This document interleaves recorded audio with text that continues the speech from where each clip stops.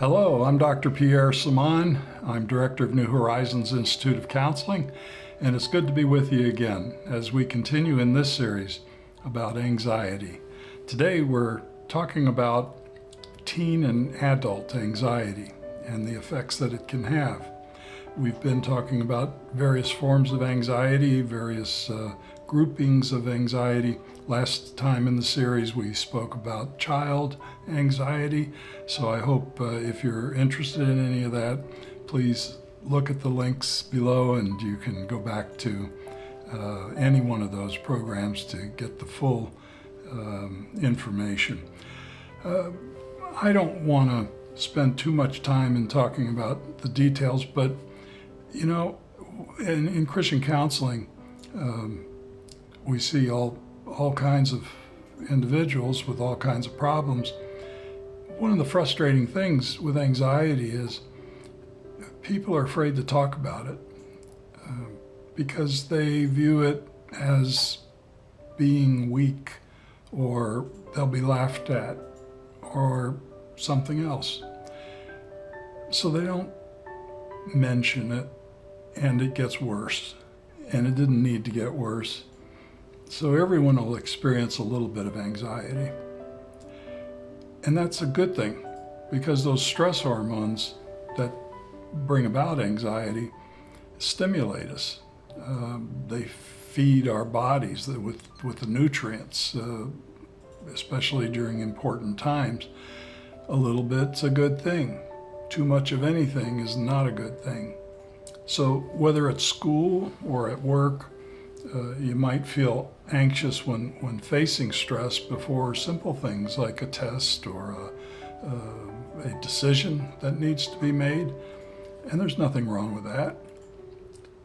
But when it becomes exaggerated, at that point, there can be problems that can come from it. So talking about anxiety helps a great deal. Take that time to talk about some of it with someone you trust, with a professional in the field, even your primary care doctor, your pastor at church, or your youth pastor if you're a teen. Talk about it. Don't keep it hidden. Anything you keep hidden, any secret you have, builds inside of you. It not only creates pressure, but it grows. The secret becomes larger and larger and more powerful. And eventually it controls you. And that's not necessary. It doesn't have to be that way. Anxiety disorders can involve more than a temporary worry or fear. For a person with an anxiety disorder, the anxiety doesn't just go away. In fact, if it's not dealt with, it will get worse. It just can't help itself. It's growing because you're allowing it to grow.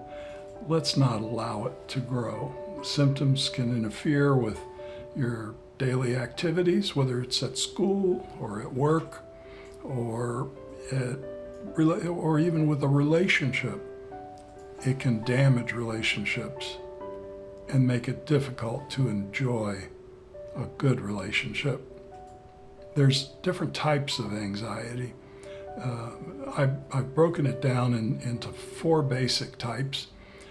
Different people you read, they may have 1 or 2 more types, but generalized anxiety disorder, or GAD, G-A-D is the initials that they often say GAD rather than just generalized anxiety disorder.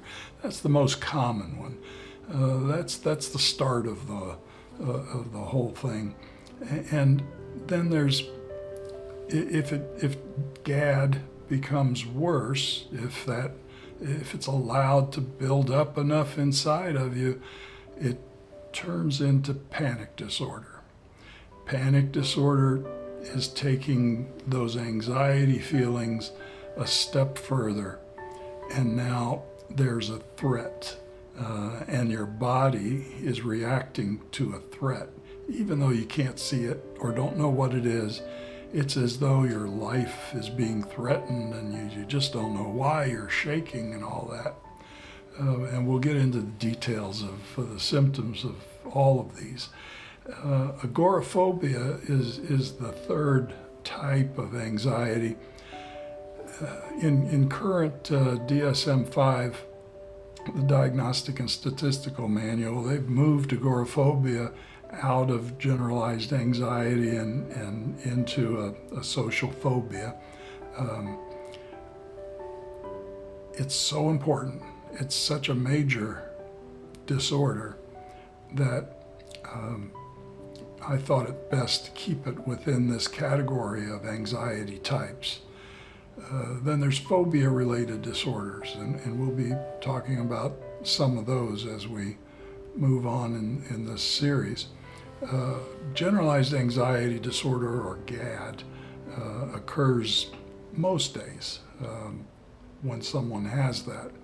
As I said earlier, it's okay to have some anxiety, but when it gets exaggerated, then it's not okay. And usually it's going to happen most days, maybe not every day, but more often than not, you notice those symptoms, and they're very discomforting. Nobody wants to feel anxiety. Lasting, in most cases, for 6 months at least. It could be, shorter, but if it's lasting that long, there could be a problem there, and that's certainly where you want to get help, put attention to it, do something about it. Personal health can be affected, work can be affected, social interactions, everyday routines, life circumstances. Anxiety affects all those things. And fear and anxiety can cause significant problems in every area of your life. And if it's not necessary, then do away with it. Don't let it happen. The symptoms of GAD are symptoms that everyone may have on occasion. That doesn't mean they have a generalized anxiety disorder. But again, more often, over an extended period of time, and it's exaggerated, okay, pay attention. So feelings of restlessness, feeling wound up, on the edge, once in a while we kind of feel like that. Again, when it's exaggerated, that's not good. Being easily fatigued. Now I'm getting older, I'm easily fatigued, but it doesn't mean that I have generalized anxiety disorder. So we take those things into consideration. And my wife has me going to the gym to get that metabolism going, so I have that energy. Sleeping is important as well. Having difficulty concentrating. Sometimes the mind just goes blank when there's generalized anxiety disorder. It just kind of look like a deer in the headlights. It's hard to concentrate. Being irritable. I don't like being around people that are irritable. But in the counseling office, I get that a lot, so I know to be patient, and I know they'll calm down eventually. But irritability, if you often see that in yourself or in someone else, and it's over something that doesn't seem to be any reason to be irritable, okay, there could be something going on there with anxiety. In fact, many angry individuals that have anger problems, the source of that anger could be anxiety that never was identified. Having muscle tension. You feel tense, you may get cramps, the tension that might occur in the neck. We all get that once in a while, but if it's happening often, over long periods of time, we have to pay attention to that. Difficulty controlling feelings of worry. Some people worry normally. Some people, it's exaggerated. When it gets exaggerated, that's not a good thing. Having sleep problems. Sleep problems can affect everybody at different times. But once again, you have a bad night's sleep in the week doesn't mean you have anxiety or depression or anything else. But if it's happening most days in the week, okay, pay attention to it. These difficulties can be resolved. if you're paying attention to it. So anxiety with sleep problems, oftentimes you have trouble falling asleep when there's anxiety. Or there's a restless sleep can occur.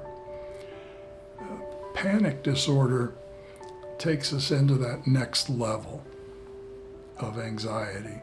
It's recurrent and unexpected panic attacks, sudden periods of intense fear. So almost feels like you're having an out-of-body experience, and it comes quickly. It's urgent. It just happens.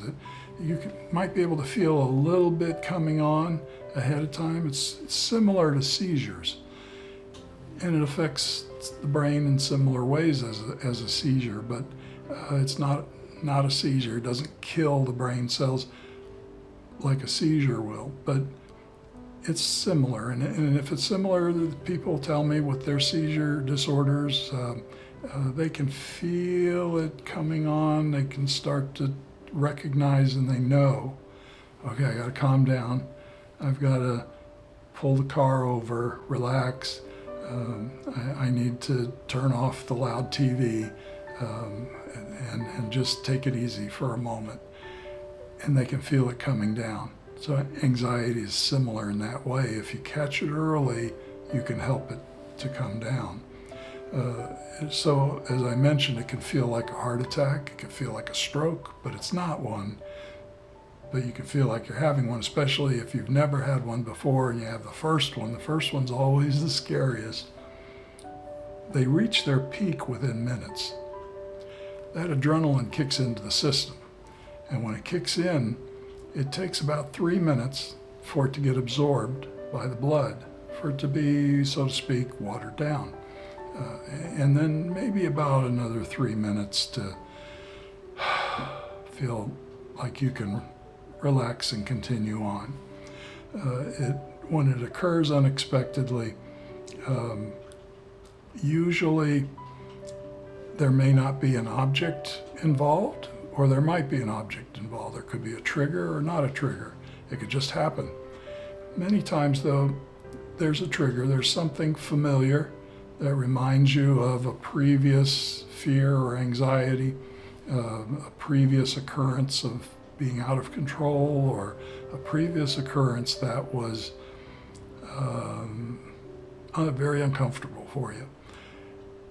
Many times you don't even know what it is, but the intense negative emotions are leaking out of that memory, hitting the present like a tidal wave of intense emotions, causing you to overreact to something that's so small. And you even may say to yourself, why am I getting so upset here over this little thing? It doesn't make sense. But that's why. It's not coming from this little thing. It's back here where that memory or series of memories may be located that could contain something that you need to look at and invite. In Christian counseling, we invite God into that memory as we pray, individually pray, sometimes praying with someone else. In cognitive behavioral therapy, you identify and you look for the lies that are in there. You identify the faulty beliefs and you dispute them with truth. Well, that's what we do in Christian counseling. Truth comes out of the Bible. We identify what is the truth about what we see here or what we're feeling here. Is it threatening? If it's not, then I dispute it with right thinking, good thinking, thinking that's going to be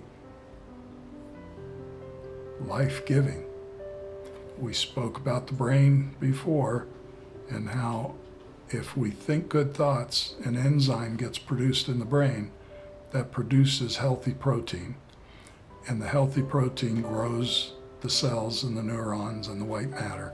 We'll be getting into some more detail about that. Panic attack symptoms: heart palpitation, pounding, boom, boom, boom, or just fast, or Sometimes it's just skipping. All those could be a sign of heart problems. That's why we say, see your doctor. Don't let it drag out. And let them rule out that there's a heart problem. Because if it's due to anxiety, it's not a heart disease. It's not going to give you a heart attack because there's a defect in the heart of some sort. It's just getting triggered because the brain is telling it to get triggered. Sweating, perspiration. Sometimes I get a little nervous or stressed trying to do something, and my hands might get a little clammy.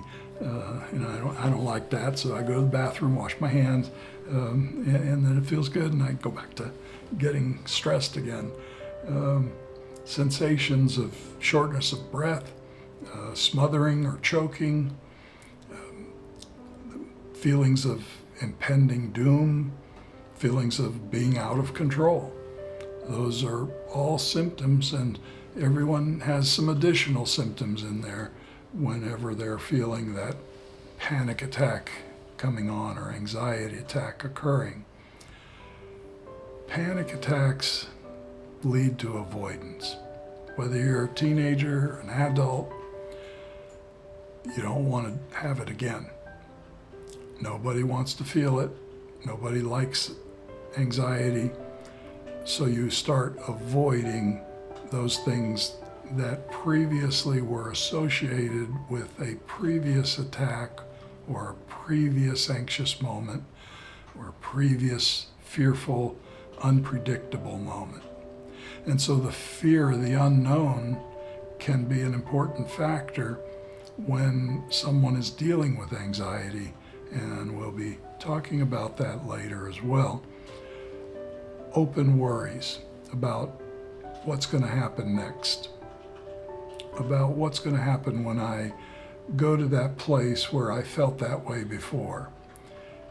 So you avoid it, actively trying to avoid those future attacks and avoiding the places where they may have been associated with.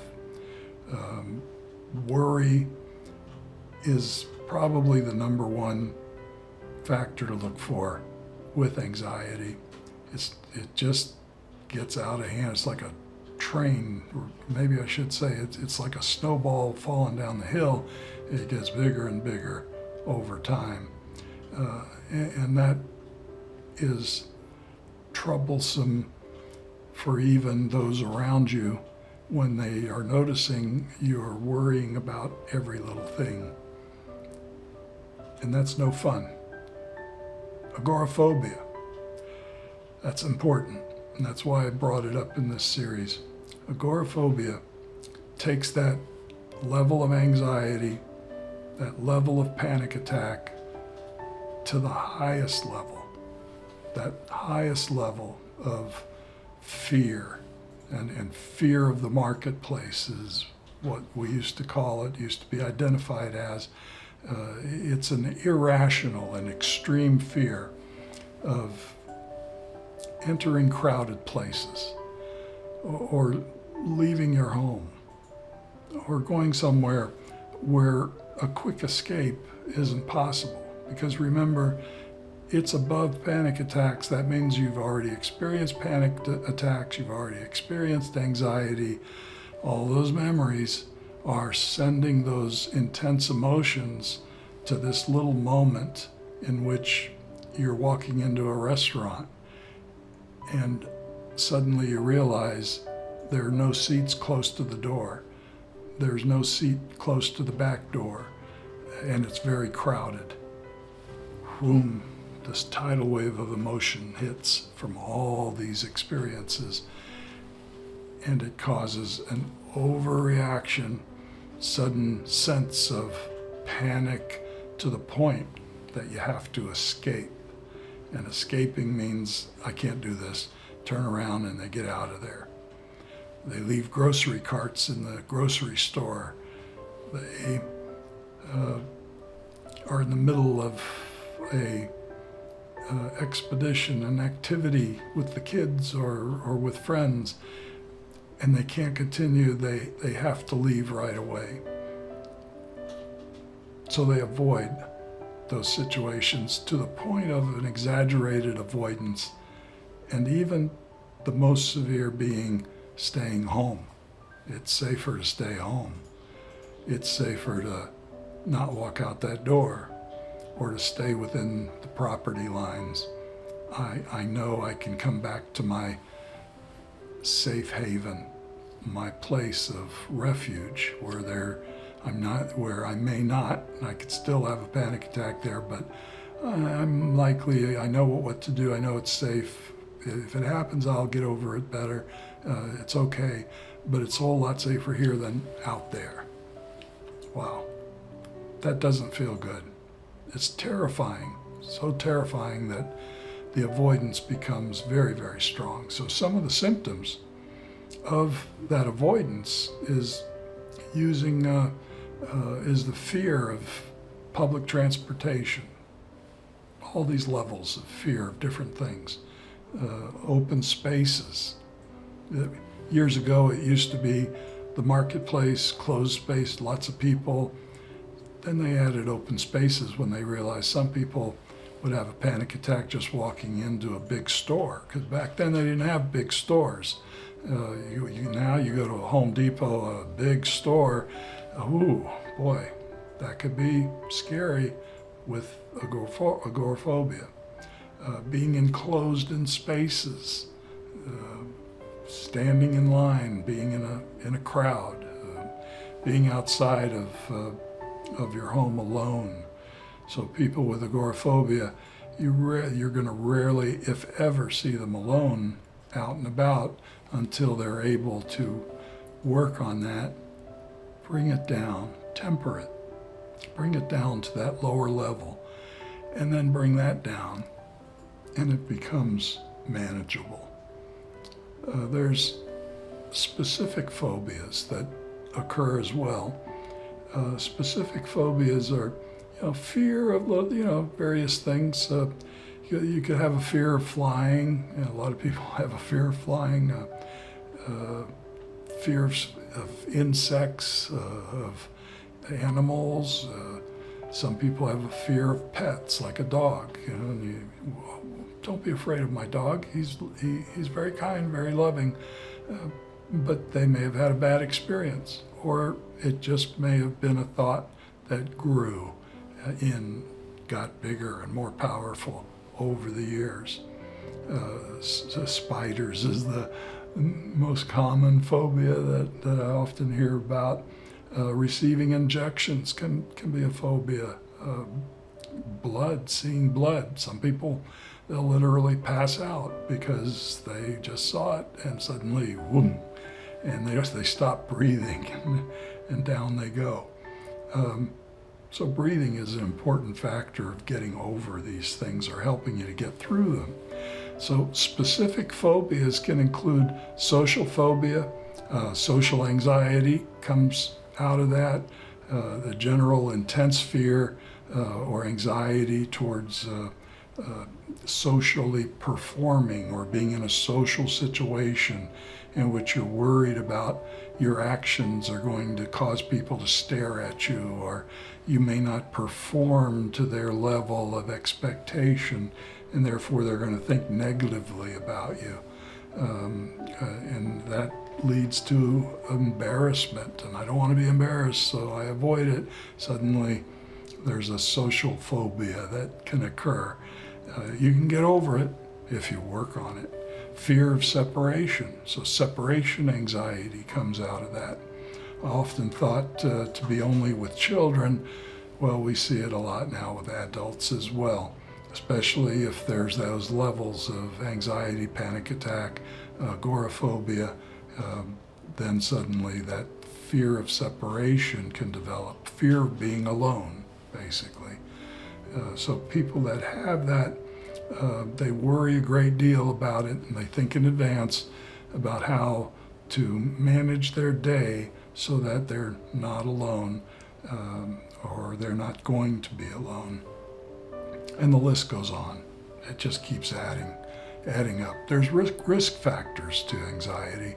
risk factors for anxiety can vary, but your temperament, melancholy, sanguine, phlegmatic, choleric, supine, all the temperaments have strengths and weaknesses. The temperaments can be prone towards a particular problem. Anxiety can be one of them. If you're a melancholy, that's a loner. In a particular area of your life, we identify three main need areas: social, control, and affection. And you can have a different temperament in all three, or a combination of temperaments. And that helps us to realize why we're acting differently in different situations. So when that occurs, it can be, you can be prone towards a certain thing, such as anxiety. Let's say if you're a thinker, that's a melancholy, a loner, or a supine temperament is a thinker. Very often they overthink, and makes them prone towards anxiousness or difficulties. I think when we look at this, we have to realize there's a point where we need to recognize it's okay, I just need to help myself, and I need a little extra help. So look at these things, these factors, and see what else you can do. And I hope this was helpful for you today. God bless.